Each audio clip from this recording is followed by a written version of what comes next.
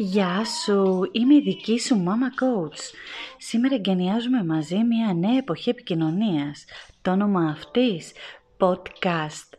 Μετά από πολλή σκέψη αποφάσισα ότι μαζί με κάθε γραπτό άρθρο να δημιουργώ και ένα φωνητικό άρθρο. Δική σας επιλογή, δική σας πρόταση και σας ευχαριστώ πολύ.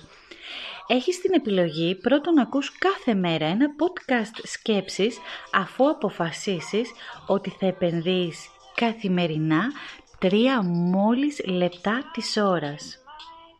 Και δεύτερον, να αφήσεις ελεύθερο το μυαλό σου για να ανακαλύψουμε μαζί τι είναι αυτό που θέλεις πραγματικά και πώς μπορείς να κάνεις εκκίνηση για να ταξιδέψεις προς τον στόχο σου.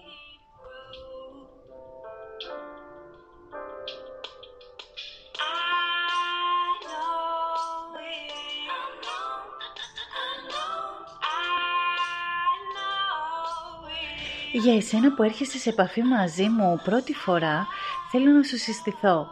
Είμαι ομιλήτρια και σύμβουλος διερωτηματικής σκέψης. Ακολούθησέ με και σου υπόσχομαι μοναδικά ταξίδια ανακάλυψης των δυνατών σου σημείων. Και επειδή έχουμε ανάγκη την ισορροπία, μέσα σε αυτό το ταξίδι θα ανακαλύψεις και τα αδύναμα στοιχεία του εαυτού σου.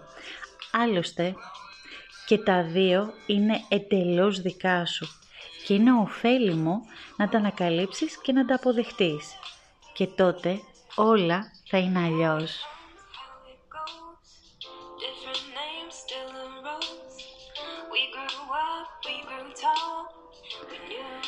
Και τώρα τι κάνω? Είναι το αυριανό θέμα του podcast. Πόσες φορές αλήθεια το έχεις σκεφτεί ή εκφράσει το τελευταίο διάστημα, ας πούμε πιο έτσι ξεκάθαρα το τελευταίο μήνα, και κάτω από ποια συνθήκη ή συγκυρία της ζωής σου? Είμαι εδώ για εσένα. Ακολούθησέ με στο Facebook και στο Instagram Mama Coach Greece.